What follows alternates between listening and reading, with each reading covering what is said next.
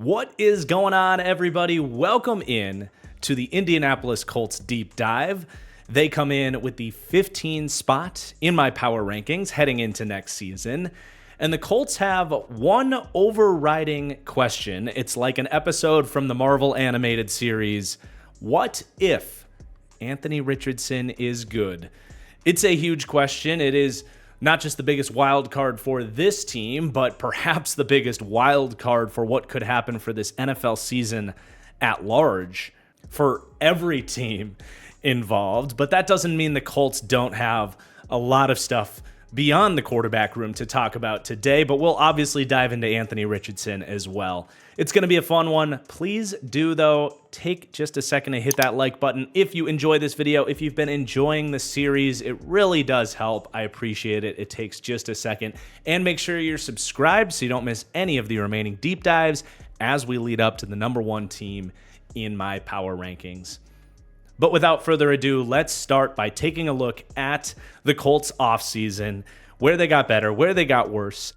And honestly, the Colts might have had the most boring offseason in the league, a theme that has become very familiar to a lot of Colts fans, in many ways to the frustrations of Colts fans. The Colts have really become the organization in the league, even more than teams maybe like the Packers and the Steelers, that just don't really want to touch free agency and will avoid it at all costs for the most part.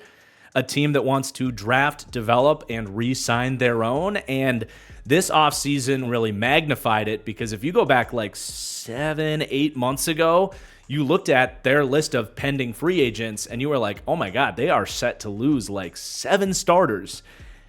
All guys that they like, and they spent their free agency essentially bringing their own guys back. So this list of offseason changes is going to look pretty weak for the Colts, but they were busy bringing back Michael Pittman, Grover Stewart, Zaire Franklin, Kenny Moore, Julian Blackmon, and more guys down the board in roles, in smaller roles as well. So that's who the Colts are, and there are some benefits to that, to have that continuity, to be a team that drafts well enough that you have to spend all your money re-signing your own. But as we look at this offseason, there might be some spots that we wish they just went for it a little bit more, and I could understand some Colts fans getting a little tired of that. As someone that grew up a Packers fan in the Ted Thompson era, it was like, can we just make one little push for something? And that certainly was not this offseason for the Colts. But let's go through it. The coaching staff staying neutral. Head coach, coordinator, special teams coordinator, all the same from last year. Quarterback, I get it. We're all excited for Anthony Richardson. We've got a lot to talk about with him, but this is going to be determined. They got starting caliber play from Gardner Minshew. No guarantee that Richardson is better, though we certainly expect it to be. So leaving that as to be determined, or maybe hopeful that it will be improved. At running back, they do lose Zach Moss to the Bengals, but hoping to get a full season of healthy Jonathan Taylor this year. Only played a third of their snaps last year, so going to say slightly upgraded for that reason. At tight end, similarly, going to say upgraded. Kind of a forgotten man here, Jelani Woods, who missed his entire sophomore campaign for the Colts after a very promising rookie season. He comes back, again, 0% snaps played last year. So upgraded at tight end, him being a bit of an addition for them compared to last year. At wide receiver, gotta say slightly upgraded. They spent a second-round pick on the talented Adonai Mitchell out of Texas, and a little depth piece that I like in Anthony Gold out of Oregon State. And they are obviously hoping this will be more than slightly upgraded, but likewise with what we said about Anthony Richardson, Adonai Mitchell is going to have to go out and prove it. Offensive line, very much untouched. They did fill out the depth with some more developmental options, guys like Matt Goncalves and Tanner Bordellini. Not slated to start, though, so we're going to say the offensive line is neutral. Then you look at the defense, not a whole lot of movement with the interior of the defensive line, not losing anybody. They do bring in Raekwon Davis from Miami and Jonah Laulu. Minimal additions there, saying neutral for the interior of the defensive line. But then at edge, they were hoping for this to be a massively upgraded group adding Laiatu Latu into the mix in the first round, a player I love and I'm excited to talk about, but unfortunately, it's going to be a one step forward, maybe one step back situation. Their best edge player, Samson Ebukam, unfortunately just recently went down for the season, adding some extra pressure on Laiatu Latu to just replace what they got in Samson Ebukam instead of adding to that group. So that was certainly a bummer. Maybe the most significant season-ending injury that a team has suffered so far in camp. At linebacker, I'm actually going to say slightly upgraded. I don't think people realize how bad Shaq Leonard was last year. I mean, Eagles fans know because they picked up him as a name, and you just could see he could not get to the ball carrier.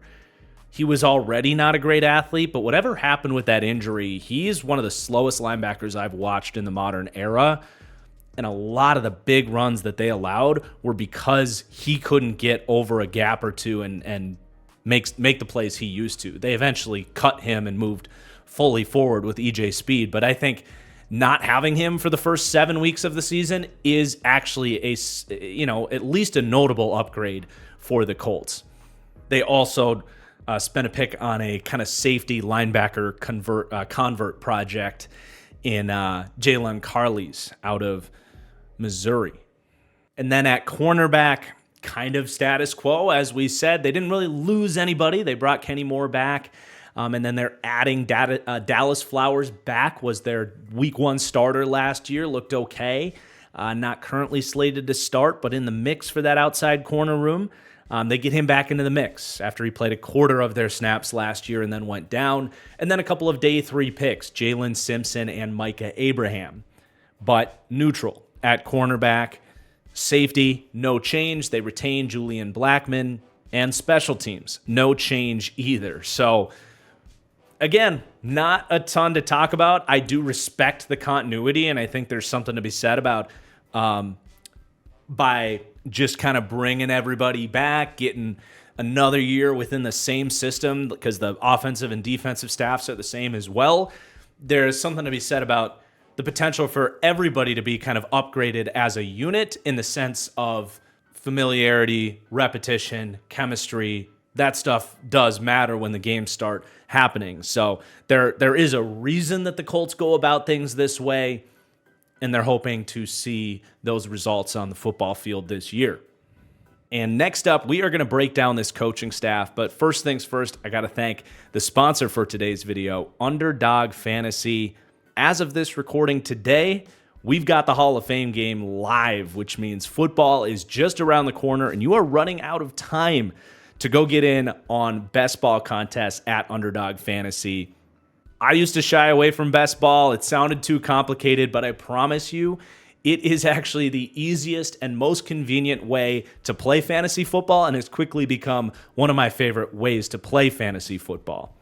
All you got to do is pick how much you want to put in to join a league, whether it's $2 or $500. You wait for the lobby to fill up. It takes about a minute or two, and then the draft is on, baby, at the click of a button. These drafts are fast and fun and competitive. And then once it's done, all you got to do is sit back, relax, enjoy watching your favorite players on the gridiron. And then when the season's done, you look back and collect your winnings. There's no trades, no waivers, no setting your lineups. They will retroactively set your best lineup based on who did best for you every given week. Underdog is the best place to participate in best ball. But they also have your weekly pick'em contests, which are the best way to get into these preseason games that, let's face it, aren't the best football. But if you've got some backups coming in the third, fourth quarter that you think might get 2 receptions for 17 yards, you can go win some money off of that. Gotta love it. Gotta love Underdog Fantasy. And if you sign up right now using promo code TFG or scan that QR code on the screen right now, they will match up to $250 on your first deposit, and you'll support my channel in a big, big way. That's promo code TFG at Underdog Fantasy. And now let's talk about this coaching staff for the Indianapolis Colts.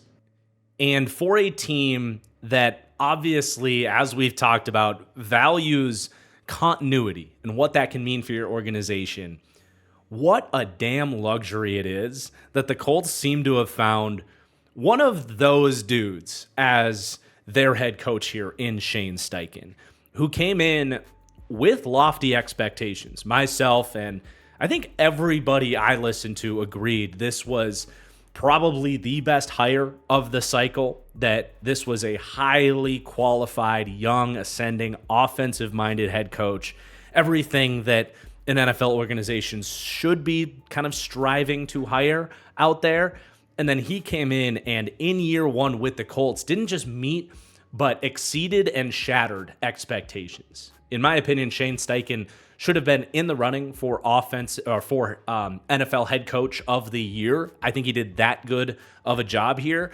A team that, if you remember, was in a Week 18 play-in game against everybody's love child, the Houston Texans and C.J. Stroud. He's out there with Gardner Minshew in a Week 18 play-in game and was a throw to the flat from Gardner Minshew to Tyler Goodson away from potentially winning that game and going to the playoffs.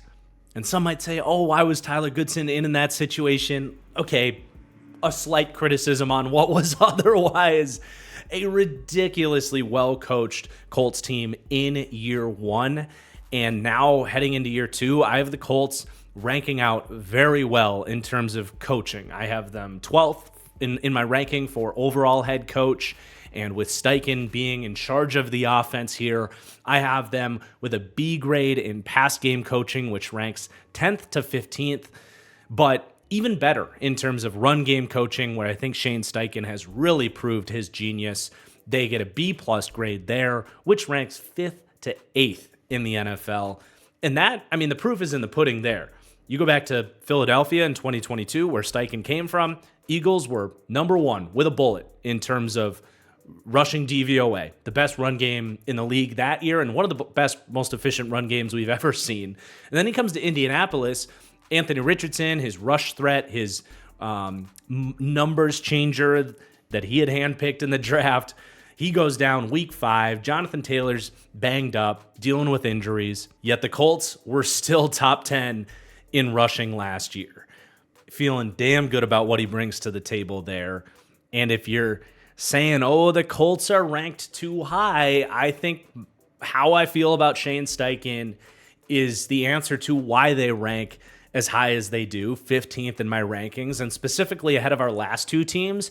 I think the Falcons and Jags on paper look a little better than the Colts. Better rosters, better quarterback situations, at least in terms of floor. But the difference for me is how highly we rank Shane Steichen. So a true difference maker as the head coach, as the offensive coordinator really here. But we do got to talk about what his scheme is and why this works.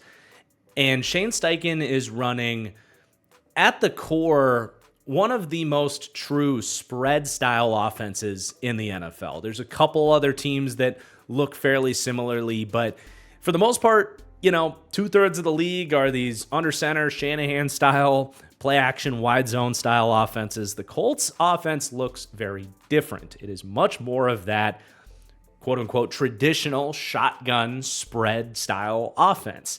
And the spread gets a bad rap because we spent years saying, oh, he's a spread quarterback in the college level. You can't draft him to play in the NFL. Or, oh, the spread offense lacks physicality in the run game and can't apply to the NFL.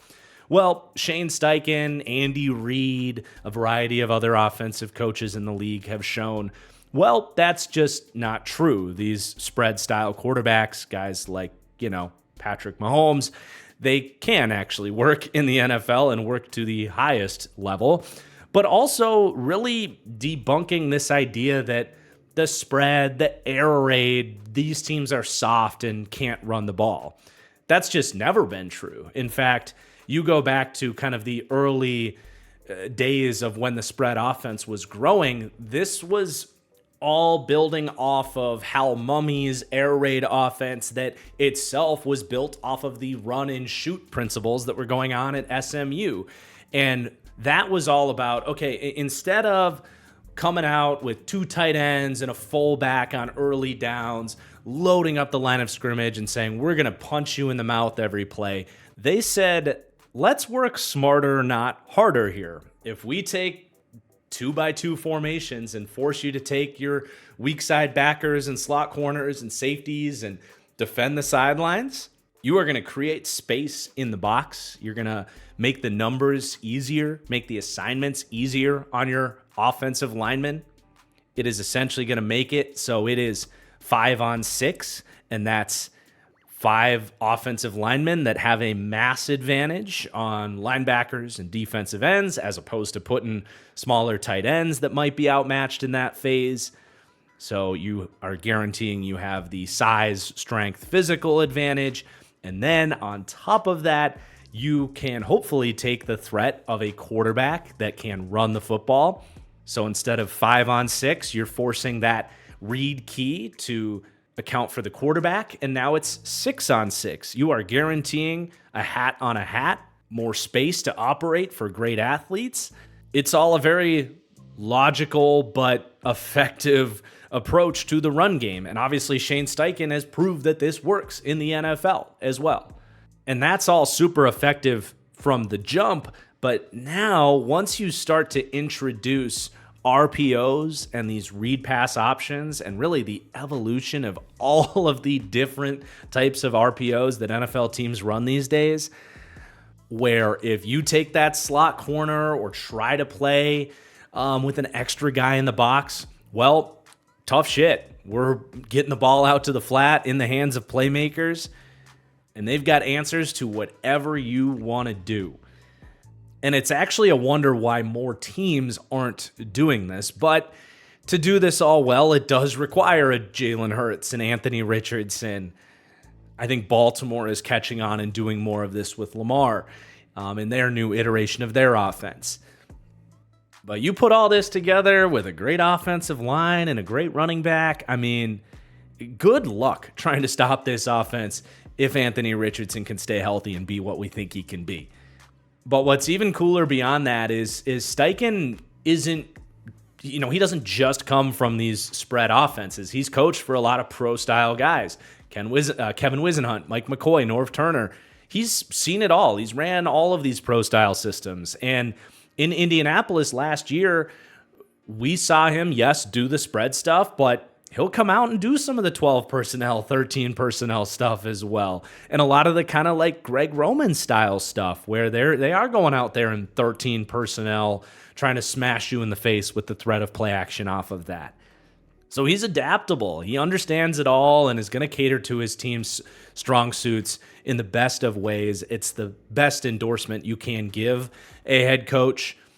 And if we look back on the 2024 Colts season and are saying Shane Steichen is up there with some of these ascending near elite minds, guys maybe like Matt LaFleur and Mike McDonald, I'm not going to be the least bit surprised. I think the ceiling really is that high for him, and that's obviously someone that you think can be a championship caliber coach and someone that sticks around here in Indianapolis for a long, long time. Obviously, a glowing review of Shane Steichen and the offensive staff in place here. I even like Jim Bob Cooter. I think he's a good asset for the pass design here.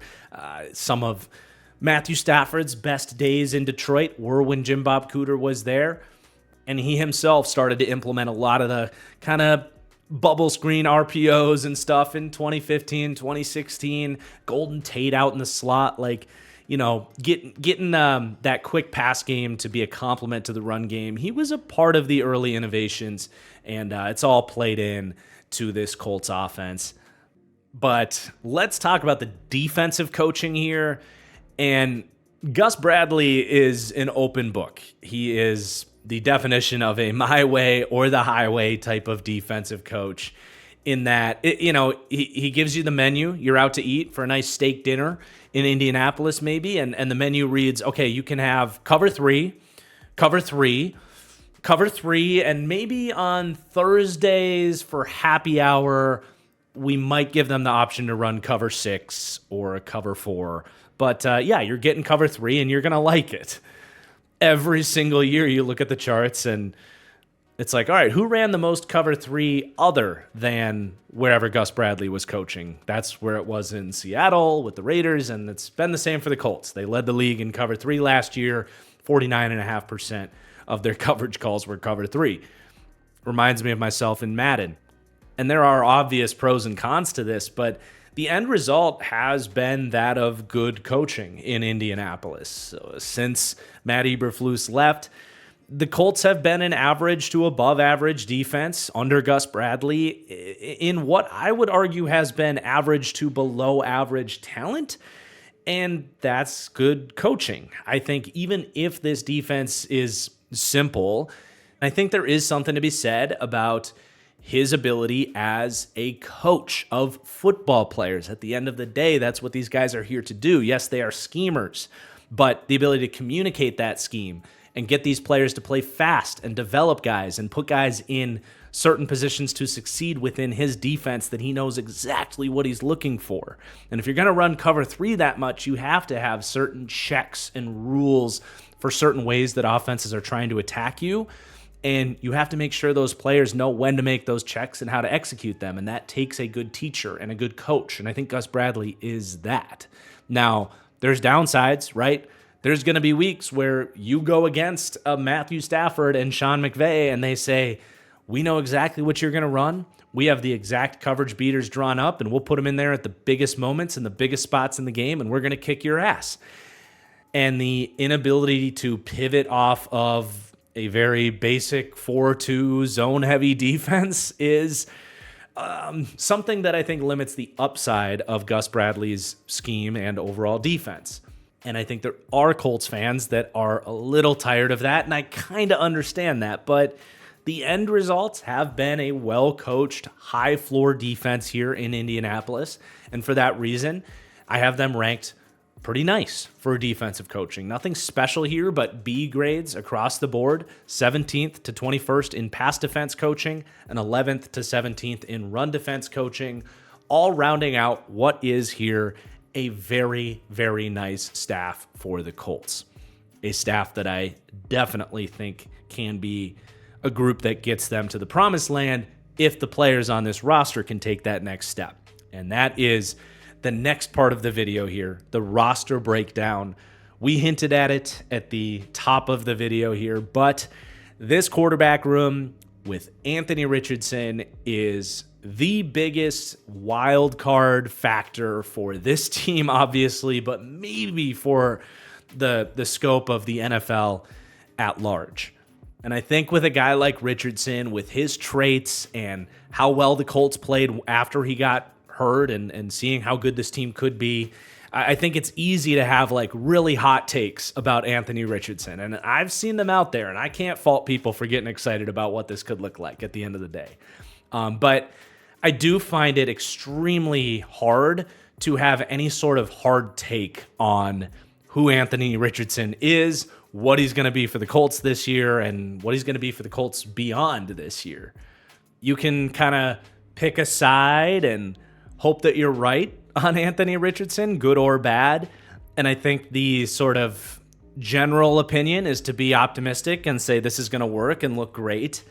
But I think the kind of cold, hard truth of this is that we just don't know. And I don't know how anybody could know based on the evidence that we have on Anthony Richardson, which is just like none. I mean, he's barely played quarterback the last 3 years. And when he has played, it's just been a very mixed bag in terms of the level of quarterback that he's played at when he's been on the field. And I would go a step further and say I think it's been a little bit overstated how well he played last year.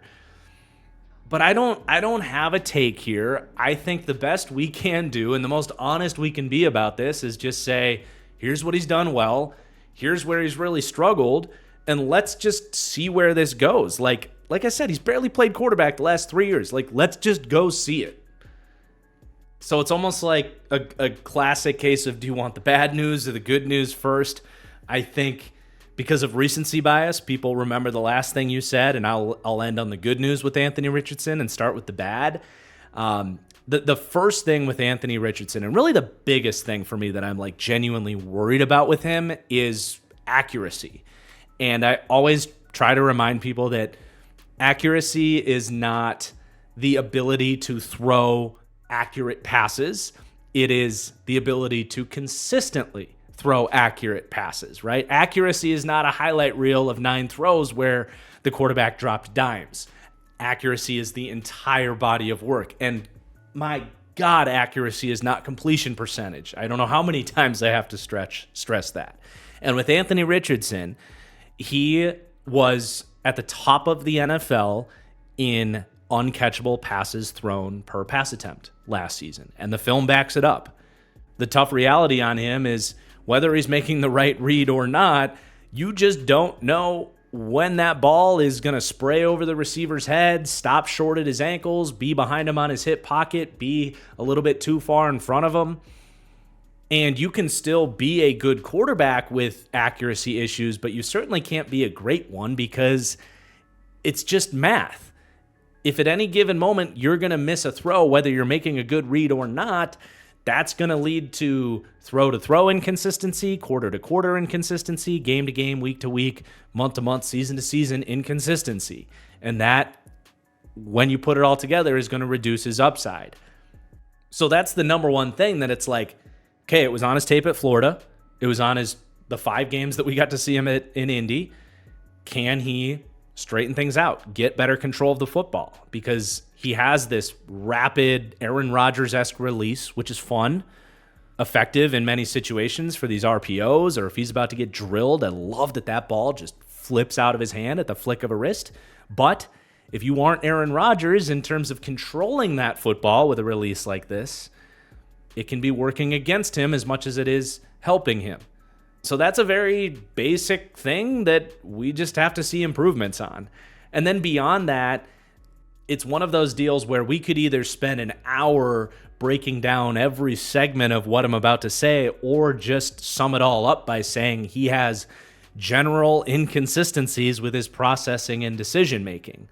And I'm going to lean more towards the former here and just point out, like, okay, he and this ties into his strengths a little bit too. These kind of mesh together as a transition here, but he doesn't have bad processing. I see him go through his reads, throw with anticipation, do like real NFL quarterbacking stuff.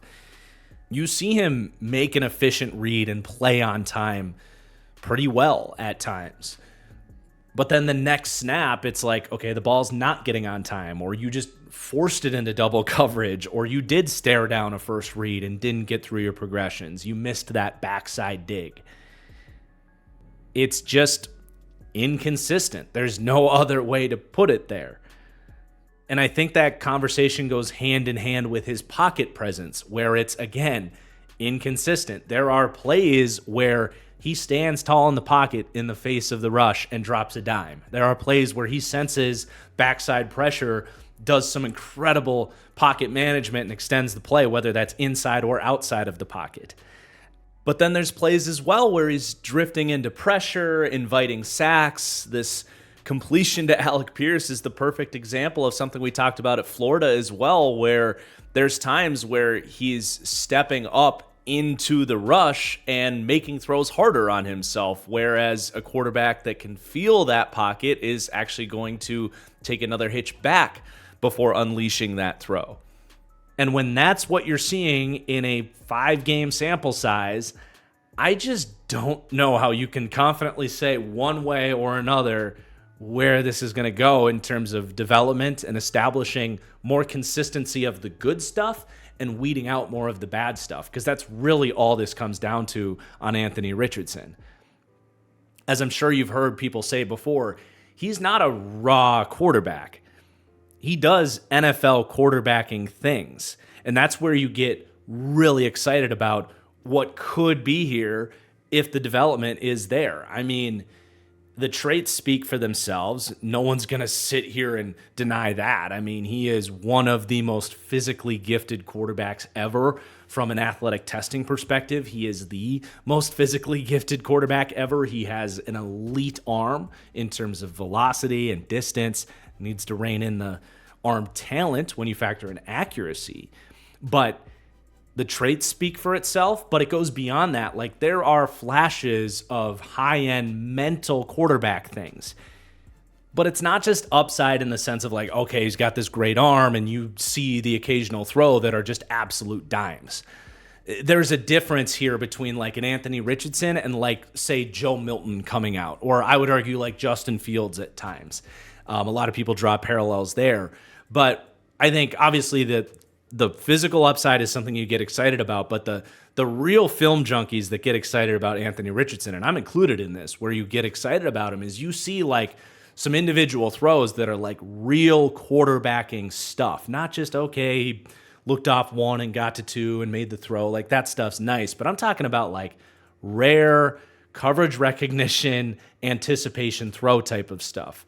He makes a throw against the Rams where he recognizes cover two with the mid-read defender, had his back turned, and he throws an earshot pass to Josh Downs for a huge big-time completion. And that's like, okay, that's an Aaron Rodgers throw. That's a Tom Brady throw where you see it at first look and you're like, why the hell did he throw that? And then you watch it back and understand, okay, there was thinking behind that.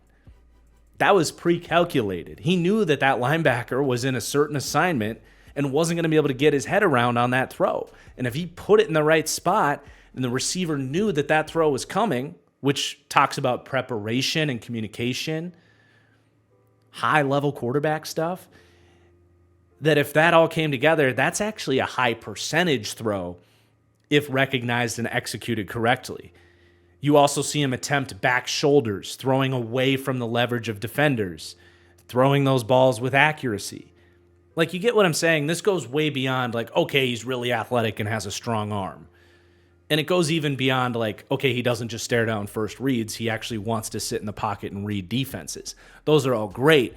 But you see some of those like super high IQ quarterbacking things that are in there. And that's when you're like, all right, here we go. So I'm happy to end on a positive note there with what could be on Anthony Richardson. But the reality is, like, the overall picture here is just entirely unproven and extremely inconsistent. So in terms of ranking Anthony Richardson, how could he not come in low? For me, I have him ranked as the 30th passing quarterback in the league. Now, the boost he gets from the run game multiplier gets him up to 26th overall for my quarterback rankings here for this series.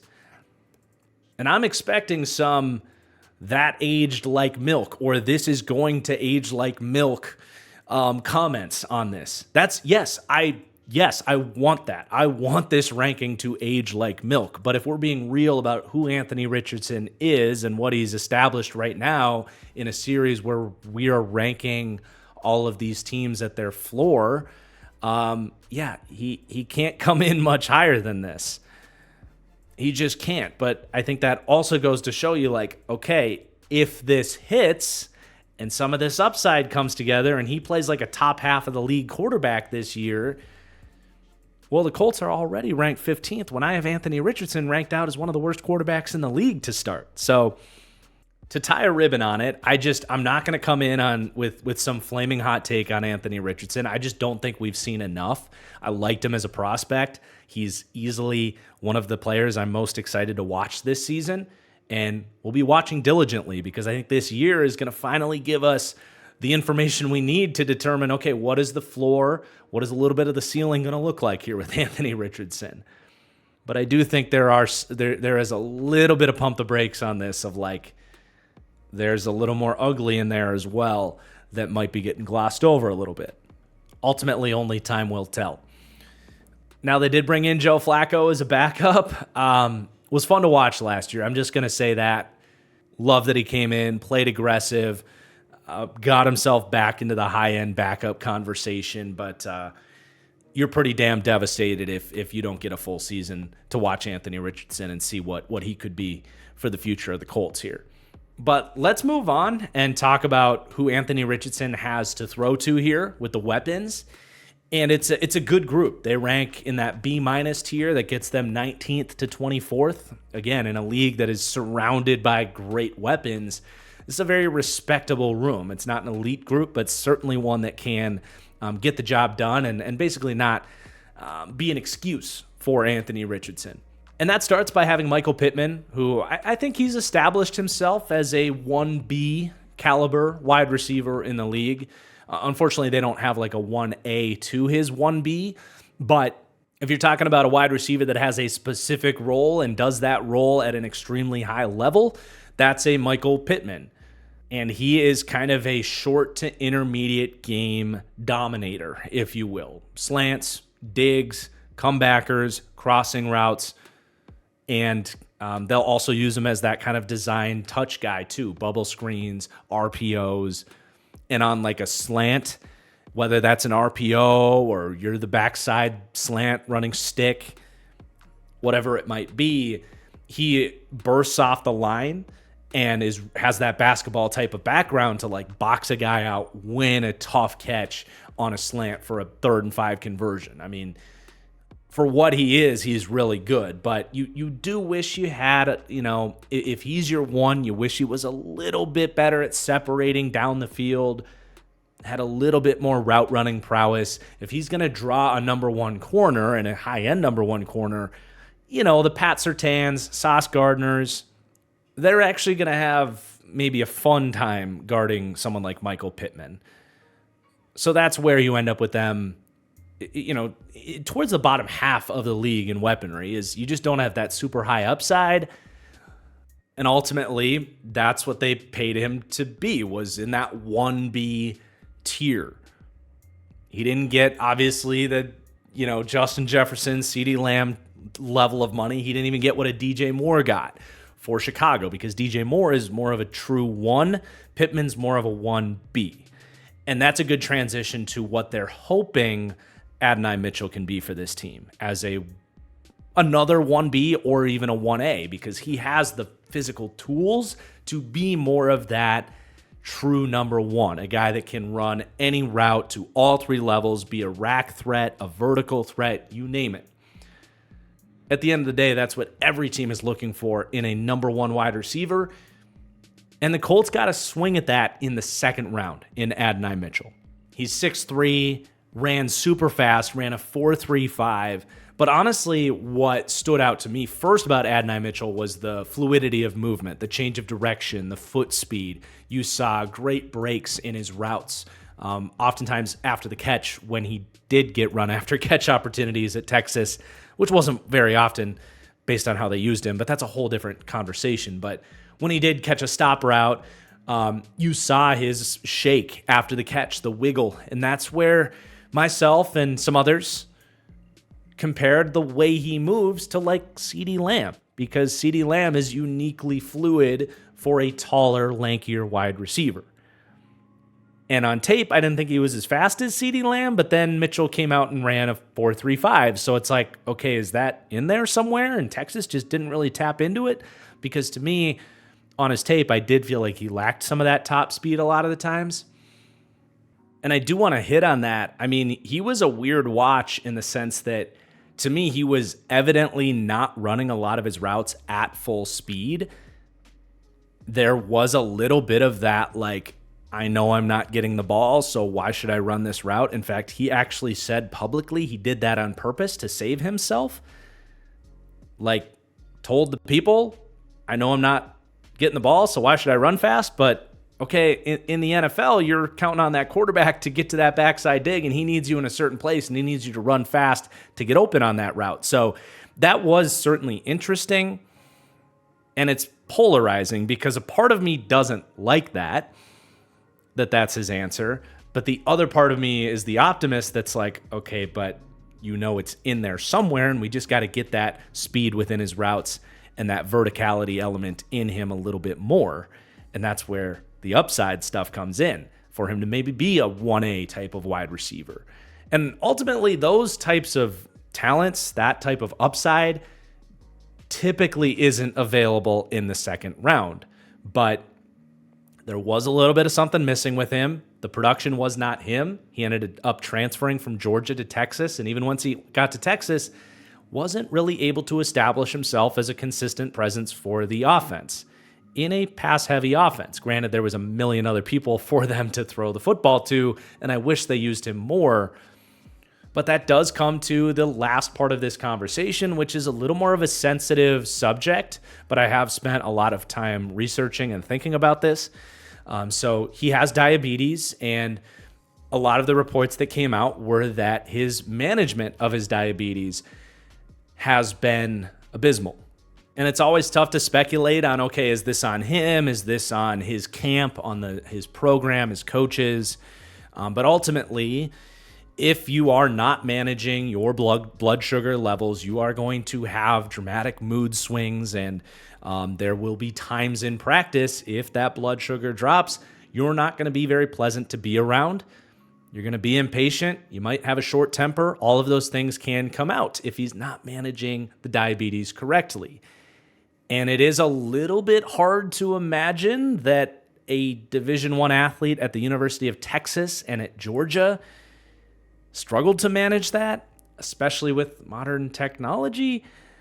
And this is where it gets touchy and people are going to come at me, but I have researched this. Like, you can literally get a automatic monitor now and an automatic insulin injector that it'll just detect, okay, you're low, we put in the insulin, you're good to go. The tough reality is there's really no excuse for him to not be able to manage his diabetes. And I'm going to stop there. I mean, I know Chris Ballard came out and defended his character and said anybody questioning it is full of shit and all that, and that's great. I've never spoken to Adonai Mitchell. I've never seen him practice or any of that, but just having done some research, I have reached the conclusion myself that it's at least a minor red flag, and like, what's going on? What's the real excuse here? Why has this not led to you becoming the type of talent that you could be so far? But that's not to say it can't happen moving forward, only that it's something very fascinating to me and interesting to monitor.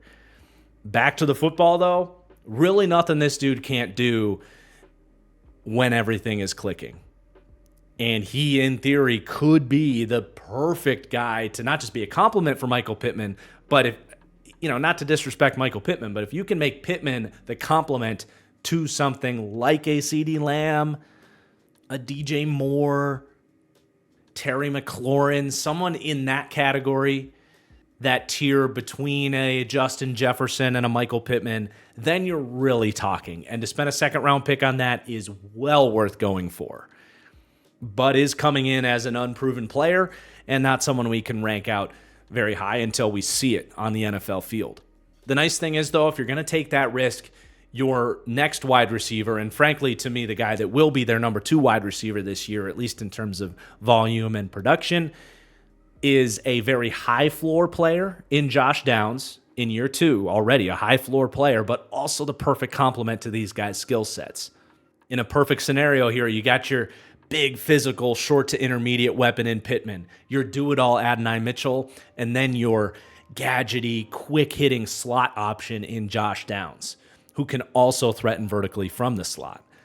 But I was amazed that he was available in the 3rd round of last year's draft. His tape was just so freaking clean. The athletic traits were there in terms of foot speed and change of direction. He's got enough top speed. Again, I mentioned he can threaten vertical on those slot fades and as a crossing route threat. But the route running prowess, he ran some of the most beautiful whip routes down in the red zone at North Carolina you'll ever see.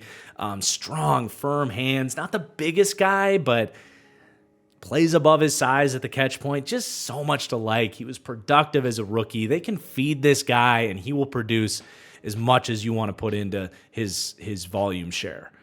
So if you're going to have some growing pains with an Adonai Mitchell, you couldn't have much of a higher floor than a Michael Pittman and a Josh Downs together. Now, I do want to stick on track with the wide receivers here and talk about Alec Pierce, because I actually am not giving up on Alec Pierce. Because I mentioned that I have a little bit of hesitation with Adonai Mitchell. If that's a serious thing, and it does turn out there's a reason that he fell into the 2nd round and so many teams passed on him, I think Alec Pierce can have a much better season this year than he had last year as a guy that had expectations, a recent 2nd round pick with a lot of speed, and makes sense as the vertical weapon within this offense. Now, his success almost exclusively depends on Adonai Mitchell not working out, and you don't want to cheer for that. But as a backup plan, I kind of think he could work out because there was a lot of separation on tape from Alec Pierce, and there were even some big catches down the field. The only thing with him is just he had some ball skills issues, not winning contested catches, and some drops. I think those can improve, but I also think you can live with some of that, and they could use him more on a lot of these deeper targets. I mean, Gardner Minshew kind of just didn't look at him a lot of the time because he just didn't have the arm talent to utilize an Alec Pierce. Anthony Richardson certainly does and showed flashes of the ability to get Alec Pierce going down the field. But even beyond that, if Richardson can get a little bit more consistent at getting to those backside reads where he is oftentimes running backside digs and backside posts and getting open on those routes, if he can get a little bit better at seeing those, I think Pierce can get some better targets and become more involved. So I'm not really giving up on Alec Pierce. I think having a competition between these two guys is excellent and gives you a pretty good chance at emerging with more of a vertical presence within this offense. I think Mitchell's ceiling to be a more complete do-it-all player is there, but even if Pierce emerges as something like a, MVS is always the go-to like deep threat guy, but maybe a little bit more consistent version of MVS with a Pittman, with a Downs, that as a trifecta can absolutely work for this team too. So I don't want to just write him off. Beyond that, you've got Ashton Dulin, who's done some stuff as a deep threat for this team. Didn't play last year, coming back from an injury. Anthony Gold, excellent backup to Josh Downs. If he were to get banged up, you can plug him right in. You get that same kind of quick slot skill set there. Might just keep those 6, but your remaining 4 receivers fill a very specific physical profile, all right around 6'1", 200 pounds, kind of that balanced type of wide receiver. They might be looking for more of a Michael Pittman backup. So one of those guys might make it in that role. But it does not stop there with the weaponry. They've got other effective pieces, and I think a lot of people have just forgotten that Jelani Woods exists after a really fun rookie season. I mean, this is a 6'7" tight end with 4.6 speed, highlight catches on tape, not a horrible blocker. There was a lot of flashes in that rookie season, but then he missed his sophomore year. And unfortunately, a lot of guys that are built like this, that are just true physical freaks, the human body just isn't meant to play a high contact sport at that frame with that weight. And some of these guys just can't hold up. And unfortunately, there's some worries that could be Jelani Woods. But if healthy, if he can stay healthy, this is a very high upside tight end that just has to continue refining his game. He's not the most fluid route runner, probably never going to be Travis Kelce, but my pro comp and my high upside comp on him coming out was something like a Martellus Bennett, for those that remember him. Man, we're getting old. If Martellus Bennett is saying, do you guys remember Martellus Bennett? But anyway, I could still totally see that hitting. So I'm not done with Jelani Woods. Just hope he can stay healthy. But if he can't, they can go back to exactly what they had last year, which was a really good trio of useful skill sets. Nobody that's going to blow you away, but you have Kylan Granson, who's that kind of undersized move tight end. Really good in this system because they do flex that tight end out wide as a big slot a lot. Granson can neutralize his run blocking deficiencies as an undersized guy in that role, but they'll also use him as a move blocker in 12 personnel where he's pretty effective. And he's just a really nice weapon. He's got speed, run after catch ability, has produced. It's just he does suffer from some drops and ball skills issues. Honestly, you could lump in Will Mallory into that role. They started to use him a little bit more in the last 6 weeks of last season. Same exact type of player, just younger, was drafted last year. And then you got Mo Alley Cox, is still one of the better blocking tight ends in the NFL. He'll have his role for short package and some of those heavy package looks that they like to go to. Strong hands, basketball background, but just very slow. Not a great separator at all. And then you have Drew Ogletree, who they really like. He might arguably be the most balanced overall tight end in this room. Still growing as an overall player, but he's underrated and they like him. So I think all five of those guys make this team.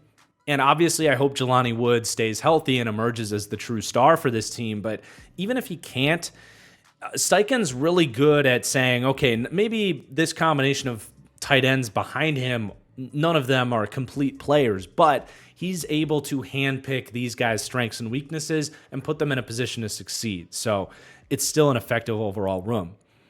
And then you've got your running backs. Not a ton to say here. Jonathan Taylor can get the job done, just not some ultra-talented route runner or someone with incredible ball skills or anything like that, but working underneath as a check down and a screen threat. Obviously a handful to deal with. And then it's pretty unproven after that. The one guy to keep an eye on would probably be Evan Hull, year 2 out of Northwestern. Produced, catching the ball at Northwestern, and really fluid athletic skills. Always felt like he could have been a Nyheim Hines type of player here. Not going to bet on him to reach that, but wouldn't rule it out either. And I like Tyler Goodson too, but had that tough moment at the end of last season that was like half on him, half on Gardner Minshew. Hasn't really figured it out in the NFL after being a prospect out of Iowa that I thought was going to make it. Still has theoretical upside, but tough to bet on it at this point. But yeah, it's a fun group. I think the way I put it earlier is the best way to say this. I think this, at least at its floor, is a group that you will look at and say that it was not an excuse for Anthony Richardson. It's not the most dynamic elite group ever, but certainly good enough to get the job done. And then you have some added upside with guys like Mitchell and Jelani Woods, and maybe even getting a little bit more from Josh Downs too. But if Mitchell and Woods can hit, you do have the upside for this to get really exciting and be more like a top 10 dominant group. But let's transition to the backfield, where I have the Colts in that same tier that we just had the Falcons with Bijan, with Jonathan Taylor. A B-plus ranking, 2nd to 5th. 4 teams basically trying to compete this year for who's going to have the best running back room outside of San Francisco. And I think the Colts have a chance to be that, especially after what we already talked about with Steichen, what we're going to talk about with Anthony Richardson in the run game and what he brings to the table, and with this offensive line. But Jonathan Taylor himself, one of the highest paid running backs in the NFL for good reason, had one of the most dominant running back seasons that we've seen in about a half decade. I think what Jonathan Taylor did in 2021 is absolutely in that conversation. The question is, can he get back to that form? And why hasn't he yet? But the questions have now started to kind of stack up in terms of why haven't we gotten that guy back? It's not a talent question. The size, speed, power, vision, toughness, character are all there. But the production has been really average the last 2 years, and it's made it a little harder to know exactly what we're getting from Jonathan Taylor. You look at 2022, and he missed some time, and the run blocking that year certainly wasn't what we've gotten used to with this Colts offensive line. But then last year hits, and you've got contract disputes. He was dealing with an ankle injury. We didn't know necessarily if that was a real ankle injury, but then they paid him. He comes back to the field and certainly didn't look 100%. It was just a weird season last year. But what is encouraging is he ended the season in a win or go home game against Houston with a vintage Jonathan Taylor performance. They leaned on him, 30 attempts, 190 rushing yards. I'm sorry I didn't get capture footage from that game, but I remember it vividly. I remember thinking, all right, he's back. That's JT. PFF credited him with a season-high 8 missed tackles forced in that game, had 132 yards after contact, a breakaway 49-yard run, his highest graded game per PFF since that 2022 season. So we ended on a very positive note, and that can be dangerous to lean into recency bias like that. But God, if he's healthy, if he's remotivated, it's not like he has some super serious history of injuries. He's 25 and a half years old. He doesn't even have 1,000 career touches yet for the Colts. There's plenty of reason to believe that he can get back to 2022 form. And if that happens, he's going to shatter this ranking that we have on him right now as an 88 grade that could be as low as 5th in the NFL at running back. And he's going to shatter that. He's going to look like maybe the best running back in the NFL. But it's been 2 years since he gave us the conviction to feel that way about him. So I like him. I believe in him. But there are some negative things to bring up with him. Overall, I'm a believer. Still having them ranked in the top 5 for running back, especially when the backup room here is really, really poor. I would love to see the Colts go out and get another piece here. I think there's guys that could be acquired here before the season starts, and maybe they'll have their eyes open for guys getting cut and that kind of stuff.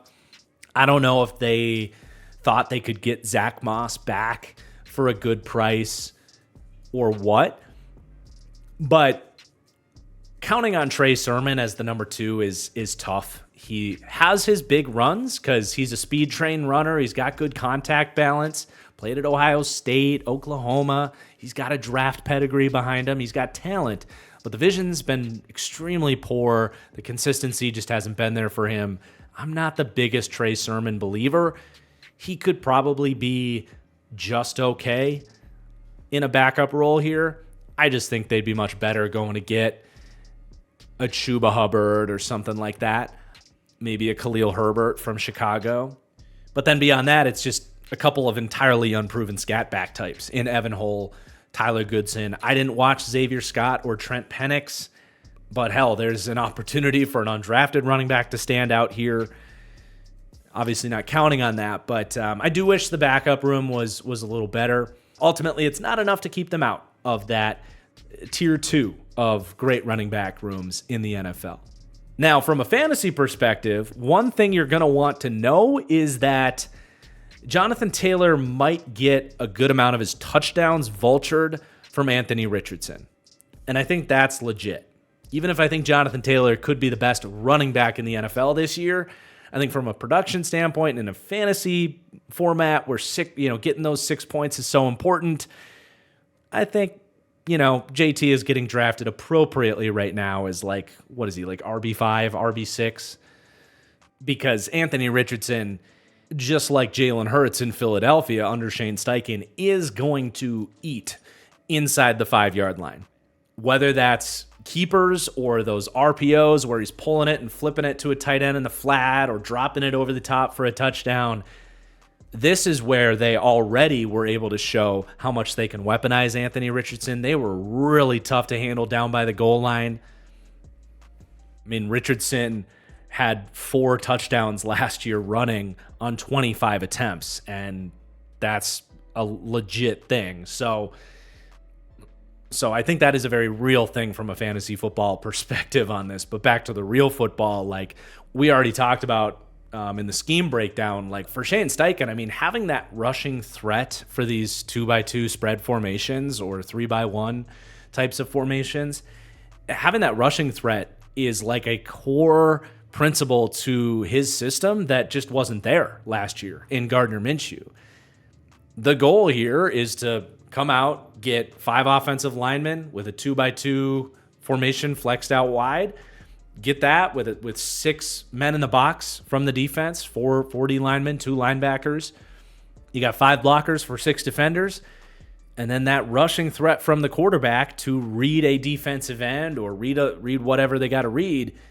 And then the 6th man in that equation is the quarterback. It's essential to make this whole thing work, because if that defensive end is going to commit to the running back, Richardson can keep it, and he's off to the races. If that defensive end is aware that Anthony Richardson will murder them with his feet as the most athletic quarterback in the history of athletic testing, and that defensive end stays back to account for Anthony Richardson, you now got 5 great blockers for 5 defenders. Jonathan Taylor, in theory, is going to be left one-on-one with a second-level defender. That's pretty good math for the Colts. But again, that's critical for Anthony Richardson. And that's going to be an asset that this team has, hopefully, for the full season here. And that's going to change everything for the scope of this run game and this team's season and their upside.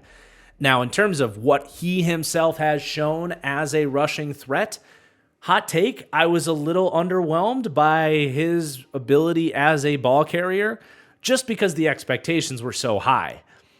I would put him below what Josh Allen is, what Lamar Jackson is, what Justin Fields is, below what Cam Newton used to be. I was expecting that based on some of the runs he had at Florida and how well he tested, how big he is, how fast he is. They say he's up to like 260 pounds now. I didn't quite see the elite athleticism. I more saw like great athleticism.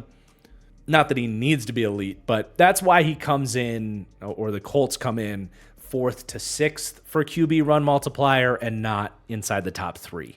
Splitting hairs there, but just something to note. But at the end of the day, obviously a remarkable backfield here. I don't even know the number that you'd have to pay me to line up at linebacker against this team because they are going to embarrass the hell out of some defenses this year with the talent that they have just in the run game alone between JT and Richardson. And that's a good transition to the offensive line that they get in front of them. My second ranked offensive line in the NFL here for the Colts. And what you love about this is they're balanced. It's not just the run blocking where they rank with a B+ grade, 4th to 6th in the NFL. It's a B+ grade in pass protection too, which ranks 2nd in the NFL. A special unit that played like it last year. So from left to right, you have Bernard Raymond, who broke out in year 2 last year, played exceptionally well, and dare I say, is on the trajectory of being a franchise left tackle in the NFL. Fell to the 3rd round because of level of competition, age, lack of experience, and potentially shorter arm length, but obviously none of that has held him back at the NFL level. It did out the gate. He had his struggles, and you don't want him to go back to anything like rookie Bernard Raymond, or at least first half of the season rookie Bernard Raymond. But even in the second half of last year, he showed that this was potentially coming. And then really from start to finish last year, that's who he was. I struggled whether to put him in the light blue colored stud tier or the green colored good starter tier. I'm like a month of football away from saying he's like a stud lock franchise left tackle that's about to get paid like $26 million a year. I'm like 4 weeks away from that. I just need to see a little bit more before I'm there, but I do think the arrow's pointing up. He's a complete player. He's a great athlete. Obviously has the work ethic with the development he's shown. A nasty run blocker. A lot of grip strength and pass protection. Quick feet. So much to like here. And looking like an absolute slam dunk draft pick there.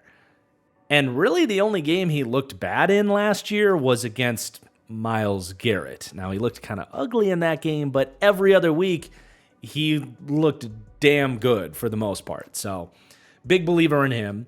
At left guard, you got Big Q, who I think people have realized is not the best guard in the NFL anymore, so I don't have to continue saying that every year. Felt like I had to be this Quentin Nelson hater to like let people know, like, hey, he's really freaking good, but there are other guards that are actually more efficient as pass blockers and even more dominant as a run blocker. But that's like saying, okay, he's the 4th best guard or the 5th best guard instead of this echo chamber wave that was on Quentin Nelson of like, he's objectively the best guard in the NFL. And that just never really held up. Like you do actually see him lose, unlike maybe Zach Martin for the Cowboys. And you actually do see some moments in the run game where you're like, I would have expected Quentin Nelson to make that block. But for every one of those, there's 5 or 6 plays where you're like, God damn, this guy's awesome. A total ass kicker, especially in the run game. But, you know, when he connects as a pass blocker, it's a thing of beauty. Really high IQ pass blocker as well. Handles stunts and all that stuff extremely well. And they weaponize him too, getting him on the move, puller, finding the right guy, that targeting system, out in space on screens, all that stuff. He's phenomenal. He's still a superstar guard. And then at center, you have Ryan Kelly, who had a great bounce back season last year. Had some tough off-field stuff that he had to go through for a couple of years, though. But, really seems to have settled back in Had a damn near career year last year for Shane Steichen's offense at 31 years old. I would expect he gets one more contract here. He's heading into the final year of his deal, which is all the more motivation to repeat what he did last year and make another $50 million to wrap up his career. Then your sort of weak link is right guard in Will Fries, but even him, he's settled in, has played a lot at this point, and he's okay. Kind of a two-way player, if you will. Okay as a pass blocker, okay as a run blocker, okay athlete, okay technique, okay play strength. See some good blocks on film, see some bad blocks on film. As a weak link, you're okay with it, and they're clearly okay with it. Especially when you have Braden Smith next to him, who is absolutely in the top 5 to 8 right tackles for the NFL. I mean, great run blocker, love his tenacity, his get off, looks to bury dudes in the run game, but does it in a smart way where he's not lunging and gaffing on blocks, just really consistent in that phase. Damn near elite as a run blocker.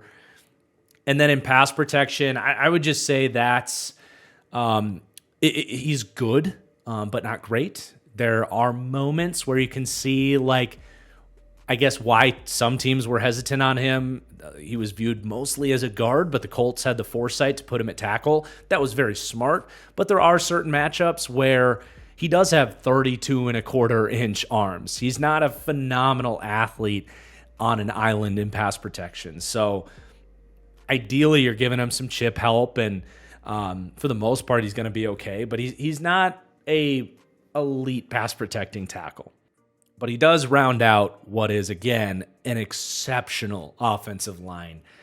In terms of depth, they've got some new pieces that they're counting on here. So you have a third-round pick in Matt Goncalves. Full disclosure, I didn't watch him. He just wasn't on my radar. So we'll just have to wait and see if he plays for me to kind of get some Matt Goncalves tape in me.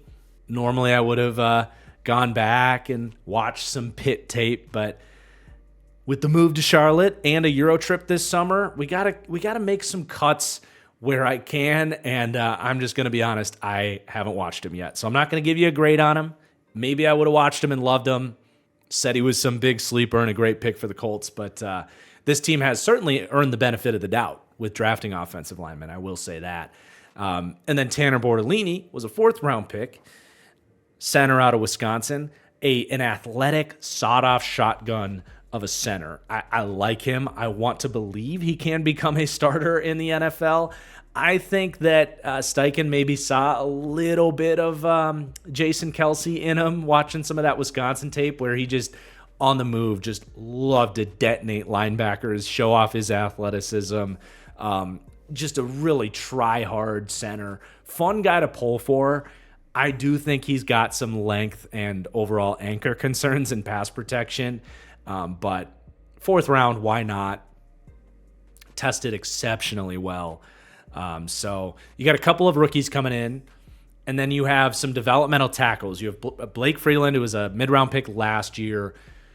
So far, I'm looking right on my analysis on him, where he really concerned me in terms of being one of these guys that is 6'8", but also has short arms. It's a bad combination. Athleticism is fun, but it doesn't matter if you can never win the leverage battle. And with Blake Freeland, it was a problem at BYU, and it was a problem in his rookie tape for Indianapolis. He had to play 5 or 6 games last year, and it was brutal. Hell, we could have listed the offensive line as an upgrade just because they're expecting not to miss 6 games from Bernard Raymond or whatever it might be. But, he's still young and is an athlete, so you're hoping he can get better, but certainly not counting on it. It was very ugly when he got out there. He's one of the worst offensive linemen that had to play football last year in the NFL. But then you got Jake Witt, who, when the Colts drafted him, I was like, ooh, I could see him working out. Just a ridiculous athlete out of Northern Michigan. Hasn't played much football, but a gamble worth taking. He, unfortunately, I can't remember if it was an ACL tear or what, but he missed his rookie season. So this is basically his rookie year here at 24 years old. I can't fully remember if he was either a basketball player that switched to football or he was just a tight end that switched to offensive tackle. But I know that he's barely played any offensive tackle. Like, I think it was just 1 year at Northern Michigan and a ton of traits. So got to keep eyes on him with how well this team has been at developing offensive linemen. And then you've got some of your floor guys that have played but not been all that good. Wesley French, Danny Pinter, all the way down to like Josh Sills that played a little bit for them last year. But it's risky depth. It's developmental depth. You wish you had like a swing tackle that you could count on, I think, because Raymond and Smith have missed some time. And maybe this could be a team to go out and find a guy in free agency to ensure some depth here. But if you keep your starting five healthy, my number 2 offensive line in the NFL, which is obviously going to be an asset for the overall offense as we wrap up the offensive breakdown here. It's a very polarizing unit. They rank 3rd in run game with an elite grade, an A grade, just so complete across the board, from coaching to the quarterback multiplier to the running back to the run blocking. Hard to find a hole in this run game. And they were already good as a run game last year. I think they were like 8th to 10th or something in offensive DVOA, but they could jump up a tier or two in terms of how dominant they are as a run game. And that just substantially raises the overall floor of the offense, where you see they come in as my 13th overall offense this year, even though they're 23rd in passing game. But it does go to show you, like, they don't even really need Anthony Richardson to be this great passer. You want to see some growth, but man, if they can jump up to being like, because I've got him at 30th in passing grade for quarterback, if they can just be 24th there, be the 19th best passing game in the NFL with a great O-line and some weapons that could take a step forward with an elite run game, then you're really cooking with gas. But even ranking Richardson as one of the worst passing quarterbacks in the league, you're still getting a top half offense in the NFL that you can be excited about here. So there's a good floor here, considering Anthony Richardson is not exactly a, high floor quarterback for the most part in how we talk about him. So obviously it's a very good offense that does more than contribute to this team ranking 15th in the overall rankings. But let's talk about this defense and how they're going to hold up their end of the bargain. Starting with the defensive line, which I still have as a very good group even after the Samson Ebukam injury. And that sucks. I really liked what Ebukam brought to the table last year. I had talked about how he was a spark plug that D-line needed. But if they were ready to deal with a season-ending injury to a starter, it was probably going to be at edge. Just to lighten the blow a little bit on Colts fans to what I said earlier was, I think, the biggest season-ending injury, the most impactful season-ending injury that we've seen so far. Knock on wood. I mean, I wish we could just turn injuries off like this was Madden. But even after the injury, I still have them ranked with a B grade for overall defensive line, 12th to 14th there for the overall rankings. 13th to 17th in pass rush, so still very good. And then in that group of pretty high-end D-line run defense groups, ranking 5th to 14th. So still pretty high ranking and very balanced even after the Ebukam injury. But as we look at the edge group first here, I mean, you can really see why they were pretty equipped to lose somebody here.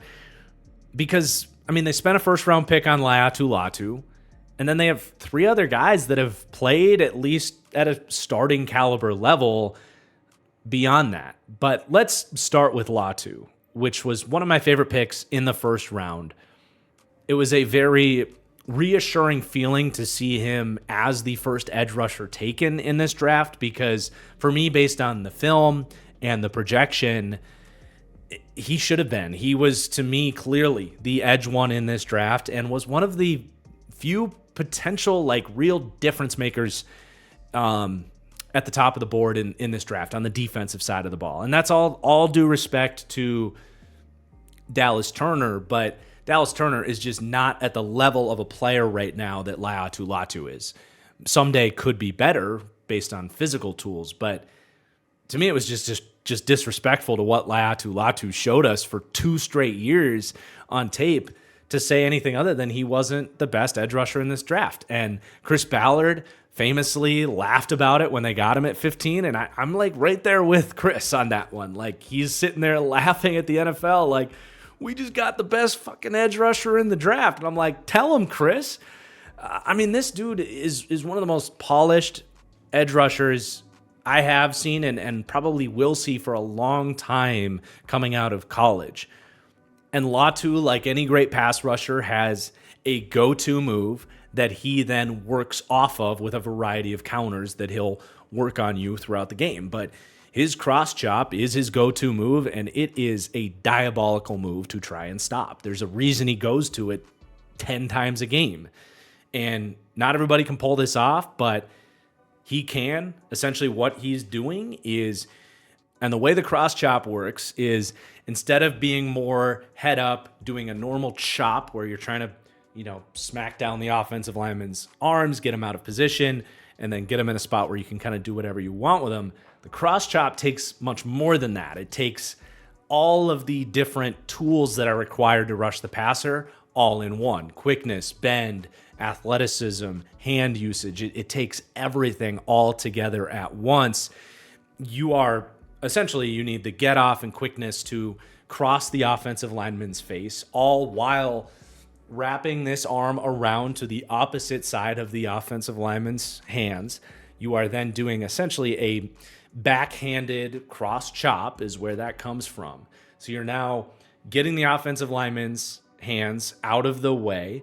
You are putting them in a compromising situation where their feet are out of position, and you are now in a spot where you have both your legs in front of you, a free hand to use, and an offensive lineman out of position. Now, the reason this is tough is when you're in this spot, and I'm trying to communicate this via the camera here, but when you're in this spot now, it's an advantageous spot to be, but after the move you just pulled, you've basically tied your body in a pretzel by pushing your momentum that way and then pushing it back the other way. So when you're in this spot, it requires incredible leg balance, core balance, play strength, foot speed to be able to reset yourself to generate more power.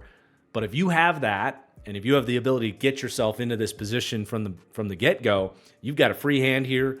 You can use that push off to push yourself forward towards the quarterback. And then ideally you have continued bend and speed and acceleration to round around that offensive tackle that you just worked into a pretzel himself. It all sounds pretty damn good, right? But not everybody can do that because it requires a litany, a long list of traits for a pass rusher. And Latu's got all of it. You might not look at him and say he's the fastest, he's the strongest. You might say he's the quickest. His foot speed is insane. But certainly not the most powerful guy and all that stuff. But he's got enough of everything that he can do that. And then once linemen are trying to defend that 8-10 times a game, that's when he can fake like the cross chop is coming and, sorry, I just swiped inside and murdered you that way. He can do a hesitation bull rush at times. I think he could even take a next step at the NFL level by doing that more often. He can come across that way and spin back inside, or he can do the cross chop from the outside in and, win that way as a counter, outside cross chop, inside cross chop, but he can get you with that spin move inside and outside. He's got so many different ways to win in his tool belt. And it's not just that he has this variety of pass rush moves that he's perfected. I want to credit our guy, Trevor Sikkema. He said this, one of his Senior Bowl analysis recaps on him, but he was talking about how his speed to counter is something he had never seen before. And that's so important because it's one thing to have the moves, it's one thing to have counter moves, but it's a whole nother thing to quickly recognize how the offensive lineman is trying to, respond to your moves and then respond physically and mentally to bring the counter to beat him. That's an awareness and an understanding of the position that someone like Dallas Turner just can't even comprehend right now. So do I think that translates to the next level? even if he isn't this unbelievable athlete, yes, I do. And even then, like, I bet against him testing well. Like, I had one of those underdog combine props for his 40 time to be lower than 4.71. He ran like a 4.64. He tested better than I thought he would. And my high-end pro comp on Latu was lofty, but I went with TJ Watt. I think the way he wins, the way he moves, is very similar to TJ Watt. The finesse, the foot speed, the bend, that's what I think of with TJ Watt. And Watt wins with a little bit more power than Latu did in college, but I think the flashes of power are there with Latu. And if he can add just a little bit of an extra threat off the bull rush, I think it's very possible that he can be one of those elite level pass rushers, like a Watt, a Crosby, that type of dude. And to get that guy with the 15th pick in the draft, kind of reminiscent of when the Steelers got TJ Watt, right? End of the first round. And hell, the dude even defends the run. He's got good size. He's got good length. He's going to be fine there. So I wanted to spend a lot of time on Latu because he gets me really excited. I try not to gas up rookies too much, but when you got a guy that's this polished, it's just really hard to see him fail at the NFL level. So I was really happy to see the Colts get him because even with Ebukam, I don't think they had the upside off the edge like they do now in a Latu. But the Ebukam injury does put more pressure on Latu to prove who he is in his rookie season. And with that injury to Ebukam, instead of Kwity Paye going to probably his rightful role on an NFL defense at this point in being kind of like a really good third edge, a really good run defender, and someone that is adequate as a pass rusher, it was going to be really nice for him to kind of settle into that role on this defensive line. He then just has to go back to what he was last year as more of a full-time starter. And it's not ideal. I'm not counting on Kwity Paye to evolve at this point. I thought he was a really high pass rusher coming out of Michigan, but was missing a little something, whether it was a complete finesse profile, a power profile especially. He just hasn't really grown for me as a pass rusher for a long time at this point. He's a high-energy, high-level athlete that just it doesn't have all of it put together as a football player.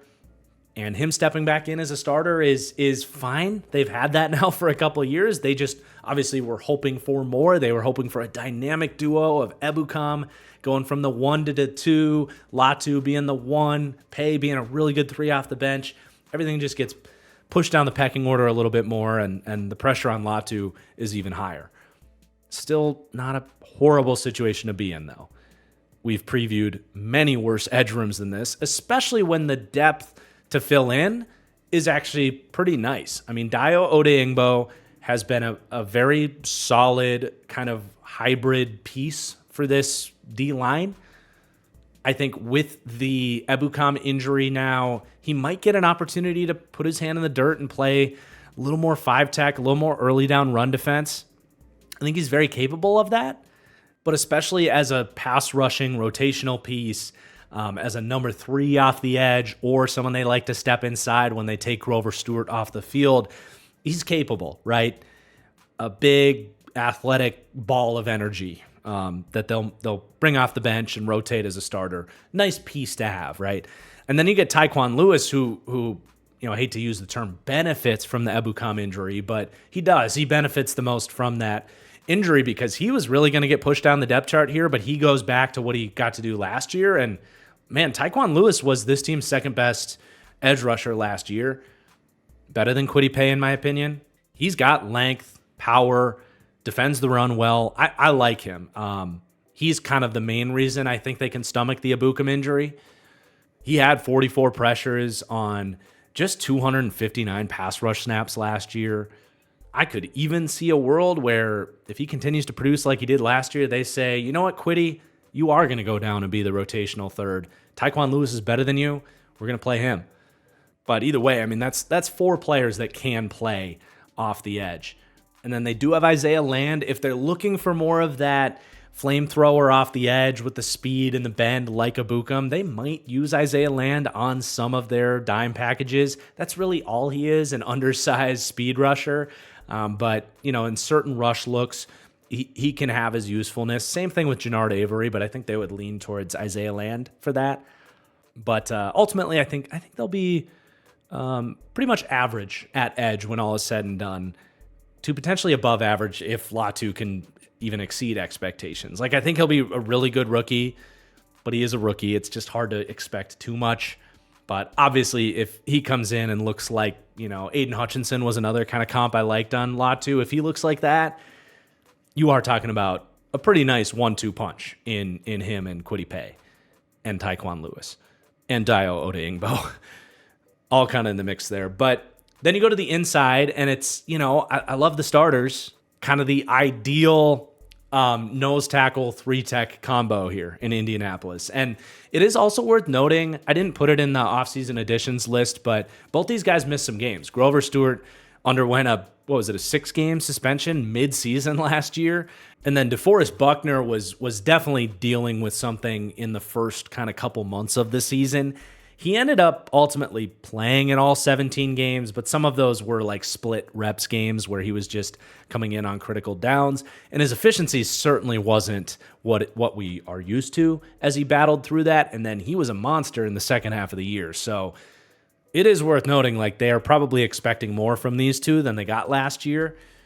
But what a fun duo, man. I mean, Buckner is the hyper athlete, matchup problem, plays a lot of 3-tech, is too long and powerful for most guards, and is too quick and athletic with his signature swim move for most guards.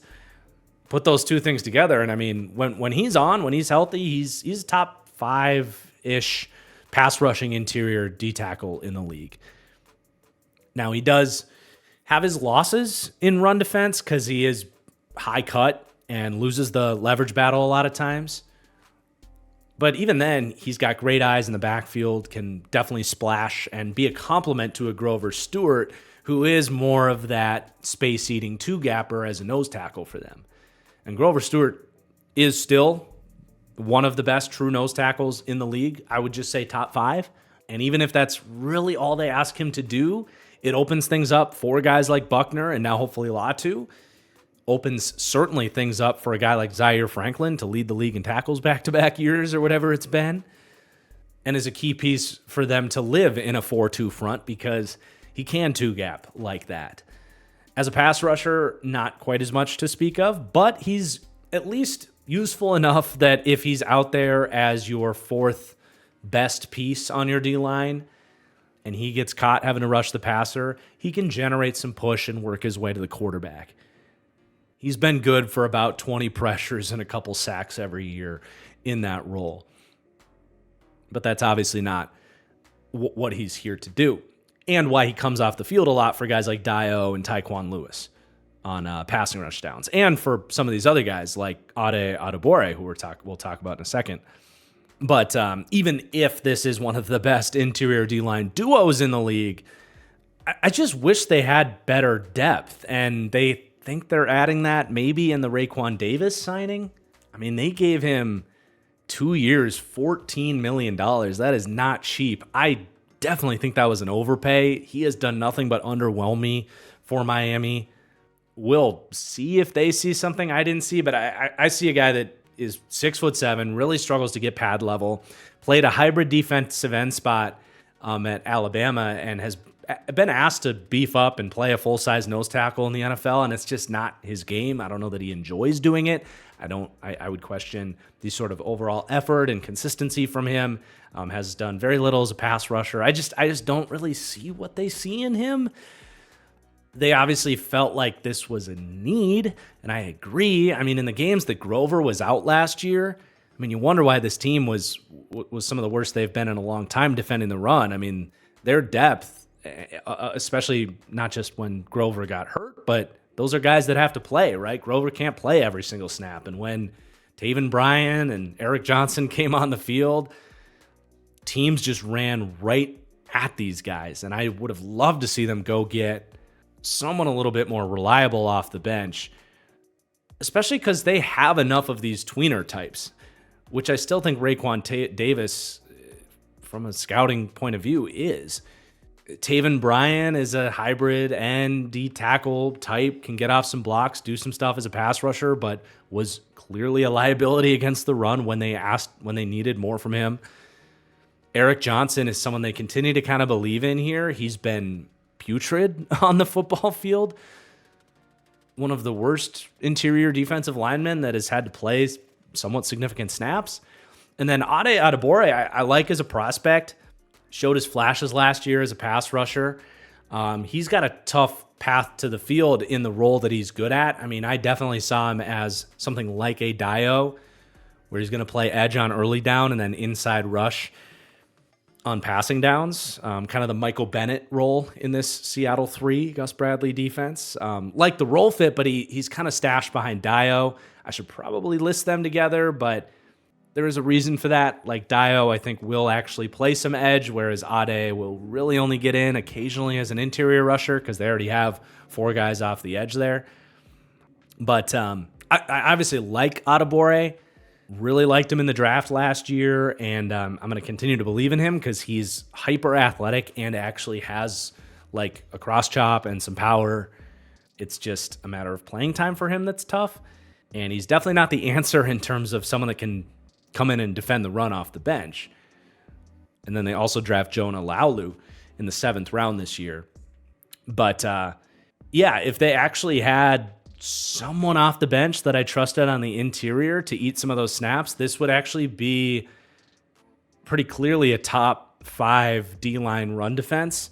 But they ended up much more in that kind of like above average cluster because of the times when basically Grover's not on the field. And that sounds nitpicky, but I promise you it's not. I mean, the Colts had some games last year where their run defense was horrible. And it was especially when Grover was out. But teams are able to very quickly say, okay, Grover's off the field. Let's run duo and drive these, puny defensive tackles that can't anchor back 5 yards and just demolish these dudes.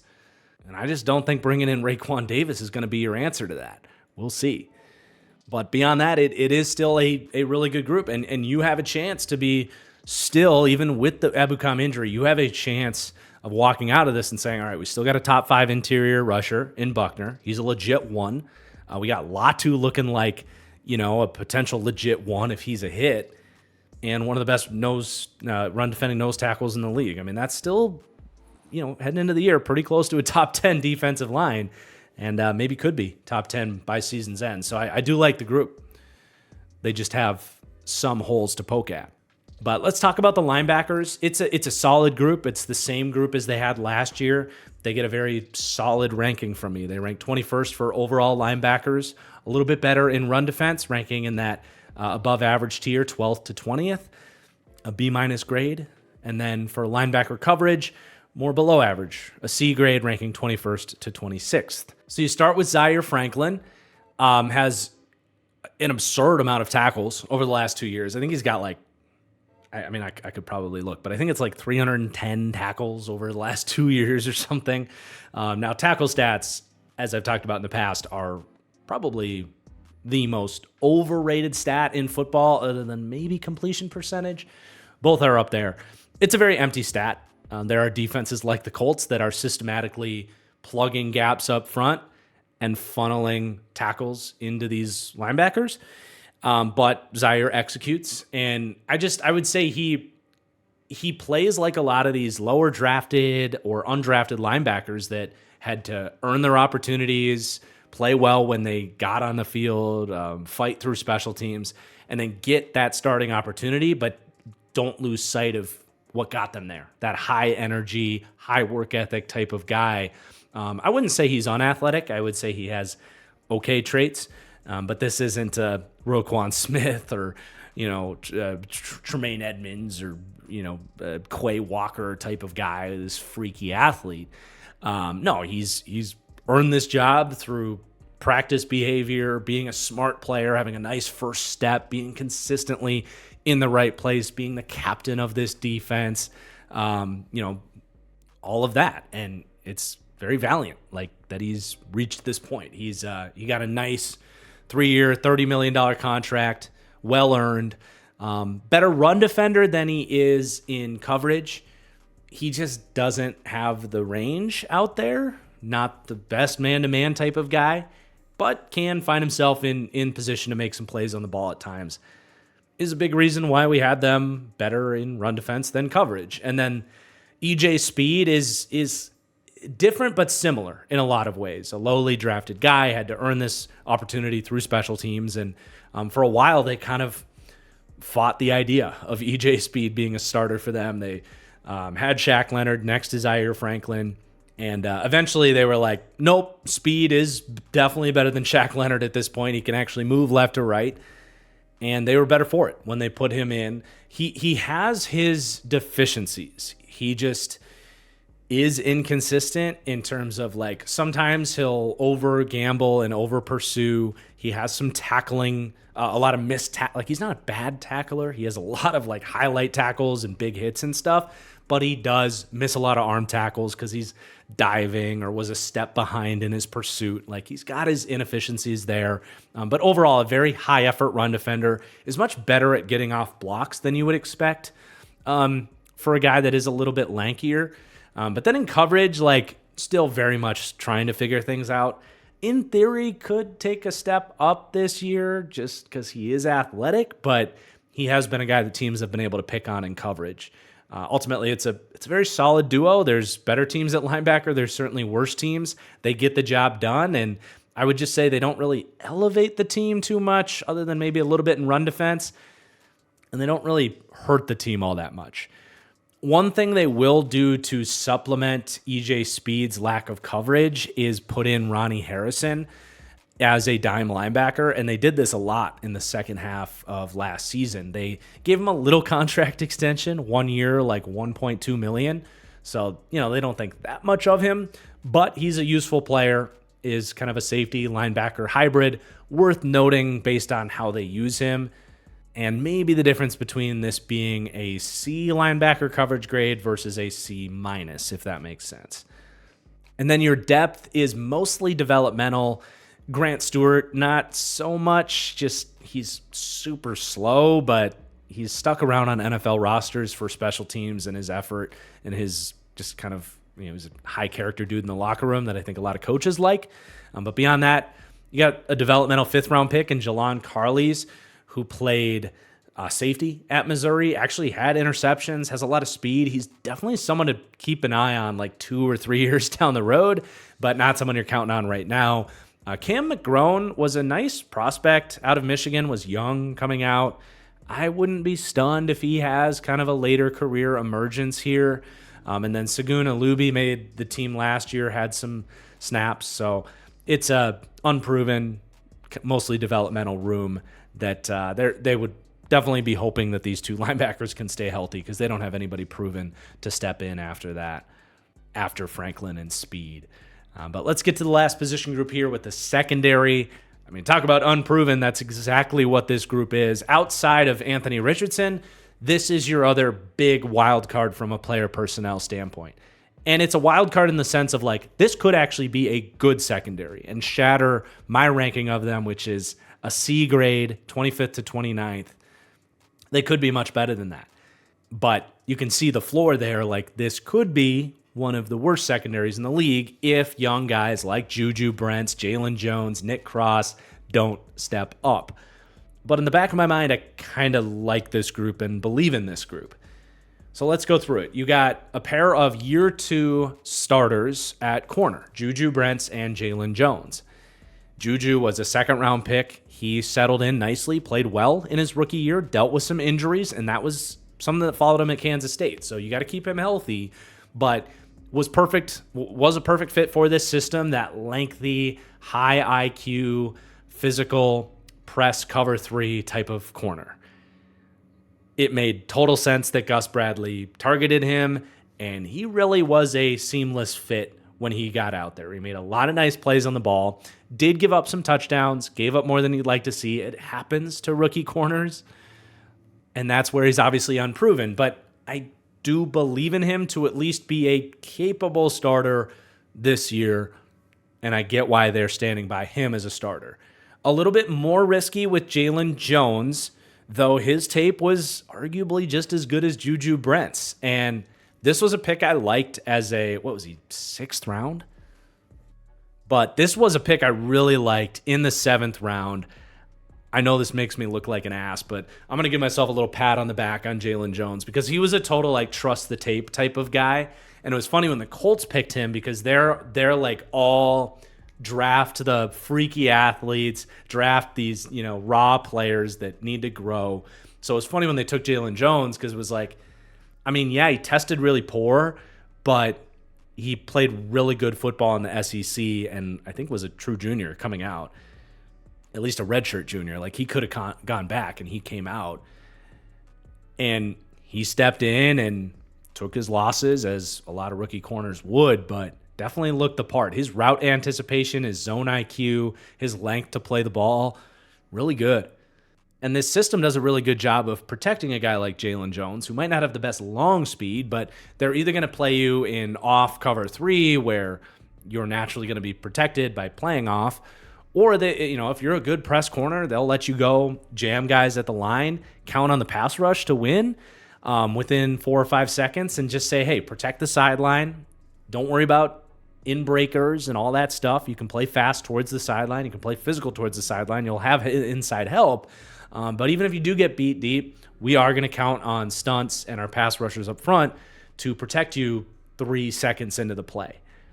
So it's a really good fit for these lengthy, physical, smart corners that, neither Jalen Jones or Juju Brents have great speed. So this is a great example of like, okay, Gus Bradley has his deficiencies, but he was able to pinpoint a couple guys that would play pretty well in this system, and they clearly count on these guys. They didn't draft anybody. All they did was get Dallas Flowers back. They drafted a couple day 3 guys as dart throws, but they really didn't invest in this group and seem to be holding faith in these guys. So there's some excitement in that, but they definitely are not the highest upside corners either. Makes sense within this system, but if Gus Bradley ever leaves, or you want to play man-to-man, or you have to take care of a really high-end wide receiver and have a corner that can follow him around, you don't really have that flexibility with these guys. But I do want to mention Dallas Flowers, who I think will be in the mix. He started well the first 4 weeks of last season. Looked like he was kind of breaking out. Year 3, undrafted pickup out of Pittsburgh State, but he's 6'1", 200 pounds, has the traits.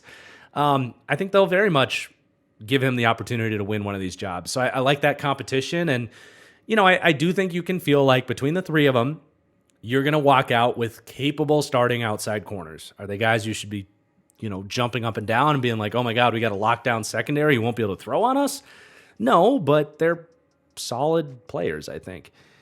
Now, beyond Dallas Flowers, you tell me, man. You got Jalen Simpson, played safety mostly at Auburn.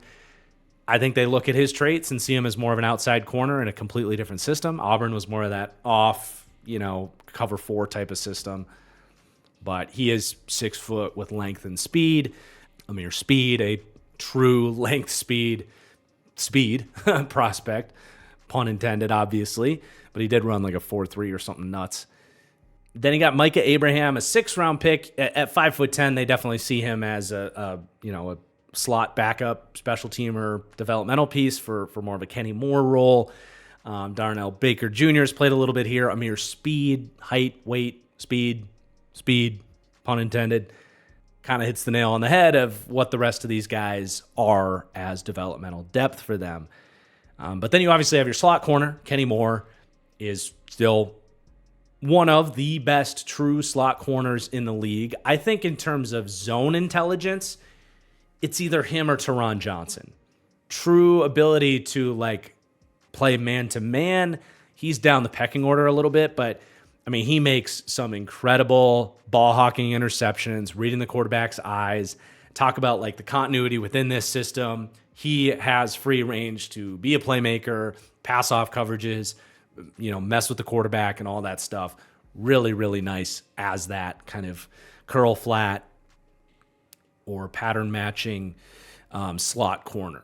Really good run defender as well. Strong, physical, intense player. They ask a lot of him because they like to live in 4-2, and for that reason, he will miss some tackles, essentially having to play like a linebacker a lot of the times. But the fact that they're able to ask him to do that stuff is a testament to his skills. So there's a reason they brought him back on a 3-year, $30 million deal. Very good money for a slot-only corner. And he's obviously locked in with a role that they feel really, really good about. But then you got your safety room and more question marks. So late last season, they benched Rodney Thomas, who had been playing over the highly drafted Nick Cross for about almost 2 full seasons. Nick Cross was in year 2 last year.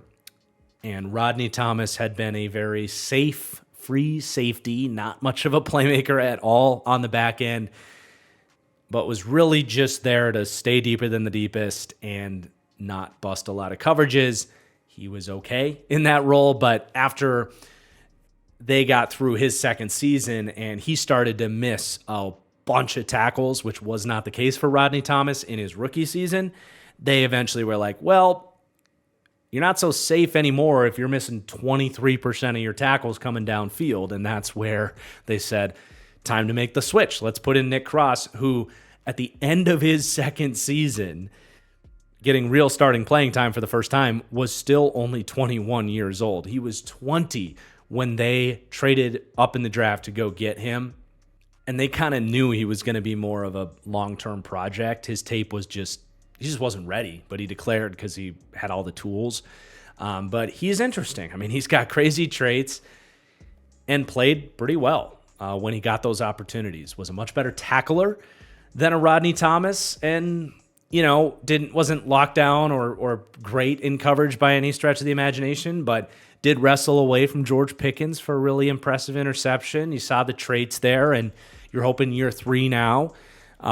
Things can really start to click up in terms of him being that true free safety, being someone that can maintain the safeness of the definition of the position. Don't bust coverages as a single high coverage guy on the back end. That's priority number 1. But you got to have a little bit of that Earl Thomas in you. Understand when it's okay to collapse downfield and go make a play. Got to get a little bit more out of that from Nick Cross.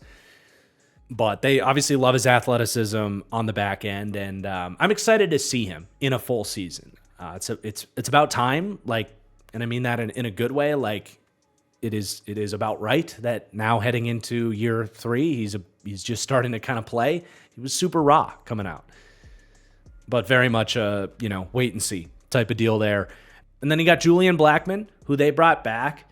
He's kind of had a full circle career within his rookie contract. Came into the league as more of a free safety, had a big rookie season, had some interceptions, was looking like one of the ascending ball hawking free safeties in the league.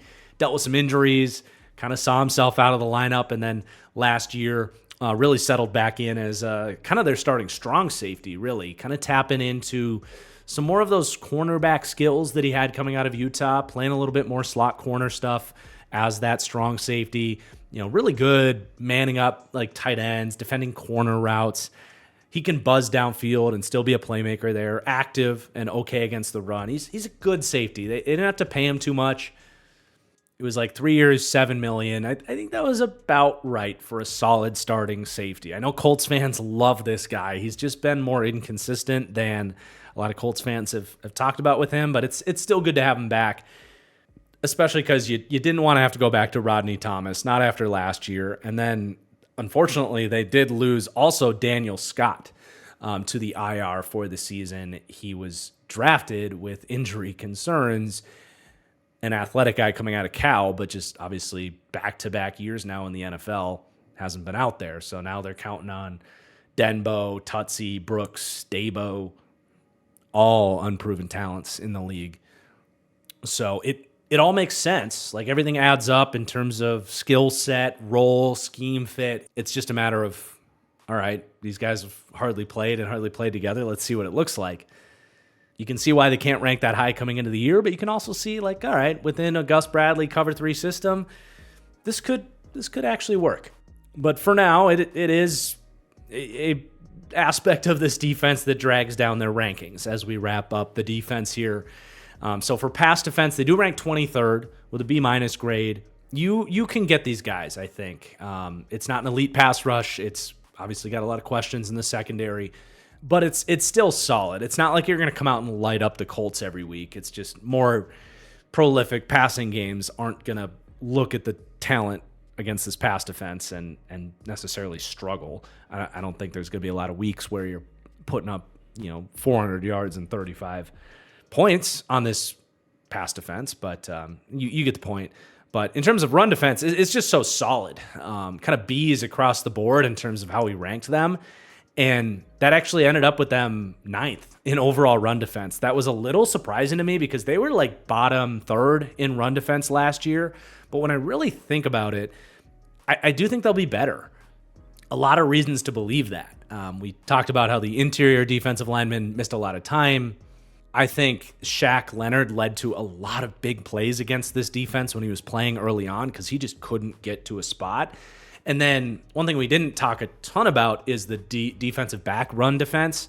While it's a tough kind of group to talk about in terms of how they're going to play and how they rank, like I usually don't even really mention it and just let the people watching the video version look at the ranking because they come in with a B grade for DB run support, 7th to 23rd in a big gap of teams that I think are going to be pretty good defending the run. It does become notable when you're really putrid at it. And last year they had a bunch of guys rotating in and out of the secondary. I talked a little bit about it with Rodney Thomas missing a bunch of tackles, but you had like Darrell Baker played 470 snaps last year. He missed 28% of his tackles. You had a start from Tony Brown where he missed 3 tackles in one game. There were these like high leverage moments from guys that won't be on the field last year that just they led to these huge chunk runs. And that's especially relevant because the 2 new starters that settled in, Jalen Jones and Juju Brents, both very good tacklers. So I do think it's very reasonable to believe that the Colts can get back to playing pretty good run defense. I'm sure some teams that have like higher ceilings in terms of run defense will probably pass them up. And I don't think the Colts will be top 10 necessarily, even though they ranked out that way. I don't know that I'd bet on that. But after thinking about it, it did make a lot more sense how a team that ranked, really poorly in terms of DVOA run defense last year should be better this year. But they came out 20th for overall defense. So, solid. Average-ish, kind of like they were last year and have been under Gus Bradley. I don't know if they have a ton of upside to be better than that, but certainly good enough that if you got, 13th ranked offense, you are talking about someone that's in that 9-ish win territory threatening a playoff spot, which is exactly where we have them ranked. I do got to talk about the special teams ranking here. They came out really poor with our formula. PFF had them 27th. DVOA had them 29th. Now, this makes a little bit of sense because we use a 2-year moving average for the kicker grade. And Matt Gay 2 years ago was on the Rams, and he had a great year for the Rams kicking field goals. They paid him a bunch of money. He came in and was not as good. So that's going to show up in their team grades from last year. And then their punter is very much just average in Rigoberto Sanchez. So needless to say, though, they have got to clean some stuff up. Not just Matt Gay has got to go back to 2022 form, but coverage units, tackling, all that stuff got to improve. Until proven otherwise, they are maybe going to have some questions at special teams. But let's recap this team's strengths, weaknesses, and mostly those pivotal factors, things to look for that are going to determine the success of this Colts team. Obviously, Anthony Richardson. I don't need to say anymore. We've talked about that. I would say the added pressure on Laiatu Latu with the injury to Abukum, that's a pivotal factor. That's a lot of production and high effort and good all-around play that now needs to be replaced by a rookie. I think he's capable of it, but rookies aren't always what we anticipate. And then definitely just all those young pieces in the secondary. I think there's hope that they could at least be an average secondary, but hope. That's all it really is right now. As you talk about the weaknesses on this team, it goes very hand in hand with what we talked about. I think it's very likely that at least some aspects of the quarterback in the passing game will be weaknesses. It's more of just a matter of like, how much so does that hold them back? I think the rotational interior of the defensive line, as much as we praised this run defense, that is still an aspect of this team that's like, okay, Grover's off the field, it's inside run time. Let's smash these dudes. I don't think they found their answer to that. That was a big thing you felt watching the Colts last year. And then, again, the secondary, it's a wild card, but right now it's a weakness. A lot of guys that you probably feel like you can pick on. But the strengths are obvious. I mean, mostly correlated to the run game, but this is an elite run game, man. You got the QB impact, the offensive line, the running back, the offensive coaching, all just in perfect unison. This team is going to be an absolute pain in the ass to try and stop against the run. And then I do say the overall run defense, other than when those interior defensive linemen have to come in, the depth pieces, should be, I think, a relative strength. They should be pretty damn solid against the run this year. But let's wrap up by taking a look at their schedule. What are my win total expectations for this team? So this is the first team in a while where, based on the Vegas odds, I'm definitely higher on. They are 20th in Super Bowl odds. They are third in this division behind the Jags, who we just did an episode ago. And their over-under is 8.5, which is lower than at least our last team in the Falcons, who were at 9.5. Granted, I think this schedule is a big reason for that. Colts do have an AFC schedule, but their division is pretty good. But they drew a pretty bad hand in terms of, okay, they got the NFC North, which is a really tough division this year, and the AFC East, which outside of the AFC North, I think is the other division you don't want to play. I'd rather get the West. So that stacks the deck against them a little bit, especially in the middle of their season. You've got a run of Miami, at Houston, at Minnesota is not easy. It's a great home field. You got to host Buffalo, at the Jets, and then Detroit.